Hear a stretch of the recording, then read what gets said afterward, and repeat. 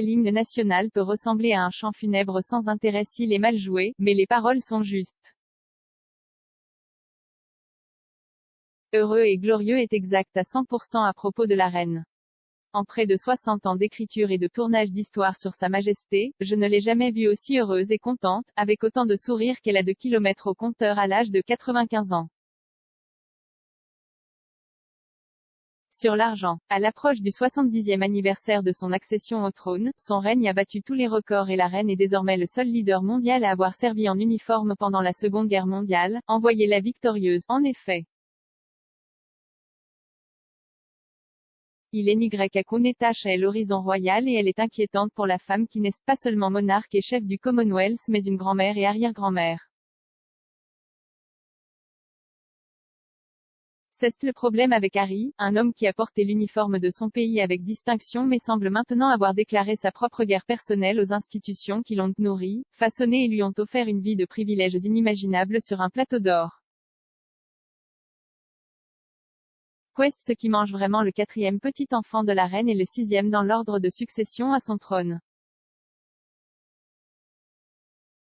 L'écrivain fantôme américain J.R. Moringer, qui écrit les Mémoires du prince qui seront publiés l'année prochaine, coïncidant avec le 25e anniversaire de la mort de sa mère, est un étudiant de Freud et Jung, les frères Tschöckel de psychologie des Europes centrales, et il bien qualifié pour expliquer pourquoi un esprit libre qui avait tout ce qu'il fallait s'est transformé en un homme d'âge moyen en colère. Ce n'est pas un bon look pour un père de 2 jeunes enfants qui devrait se serrer dans ses bras avec joie de tout avoir, une femme glamour, la célébrité, la fortune, la paternité, coiffée du titre, son Altesse royale. Dans l'état actuel des choses, il vit derrière les portes d'un manoir de 11 millions de livres sterling à Santa Barbara avec le choix de 9 toilettes pour s'asseoir tout en contemplant à quel point la vie a été si terrible pour lui, puis mettre le tout dans un livre qui sera forcément un best-seller des 2 côtés de l'Atlantique.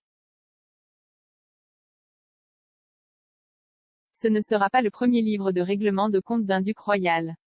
Le duc de Windsor avait 2 écrivains américains du magazine Life pour Fantôme son autobiographie de 1951 Empire King's Story. Mais ce livre tournait sur la pointe des pieds autour de la querelle familiale déclenchée par son abdication en 1936. Il n'y avait aucune amertume brute dans le texte.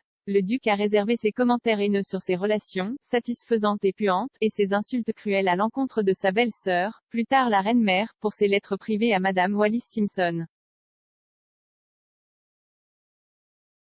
Ce duc a attendu 15 ans pour écrire son livre. Le prince Harry semble déterminé à se venger en premier, y compris sa colère face au report d'un HRH pour son fils Archie, jusqu'à ce que le grand-père des Archie, le prince Charles, monte sur le trône. Ce ne sera que l'une des accusations portées à la porte du palais de Buckingham par Harry dans un livre pour lequel une avance de 20 millions de dollars, 14,5 millions de livres sterling, aurait été versée. Pour ce prix, l'éditeur Penguin Random House s'attendra à sensation et scandale. Les éditeurs du prince Harry affirment que le produit de son livre ira à des œuvres caritatives, mais il n'est pas clair si c'est avant ou après que toutes les dépenses aient été déduites. Cela aide que la reine ait déjà tout vu. Et pire, alors qu'elle n'avait que 10 ans, l'abdication redéfinit son destin de future reine. Un livre de son petit-fils, même s'il n'est pas interdit, sera un échec par rapport à 1936. Une semaine de gros titres inconfortables n'enlèvera rien à la célébration générale qui accompagnera le jubilé de platine l'année prochaine. Les Britanniques ordinaires attribueront tout à Meghan, ils se sont lassés de ce que beaucoup perçoivent comme les pleurnicheries indignes d'un homme vivant sous le gouvernement du jupon, prêt à tirer des balles fabriquées par une femme vengeresse par le dédain avec lequel elle considère qu'elle a été traitée par la famille de son mari. Heureusement pour la reine et pour nous, ces sujets, elle n'était pas encombrée d'une imagination débordante qui voit le danger dans chaque ombre. Chrétienne engagée, elle croit à la rédemption et au pouvoir du bien. Maintenant que son mari a été inhumé, soulagée de la maladie et de ses pouvoirs affaiblis, la reine est libre de nombreux soucis personnels. Pourrait-elle donner du sens au prince Harry? Elle écouterait certainement. Harry n'est pas tout à fait prêt à rompre les liens qui le lient à sa famille royale, sinon, pourquoi lui et Meghan demanderaient-ils si leur fille Lilibet pouvait être baptisée à la chapelle Saint-Georges, à Windsor?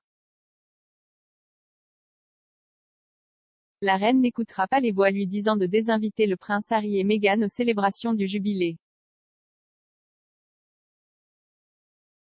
Elle croit à la réconciliation, après tout, elle y est parvenue avec son oncle, le duc de Windsor, peu de temps avant sa mort en 1972, les laissant tous les deux souriants et la couronne plus forte.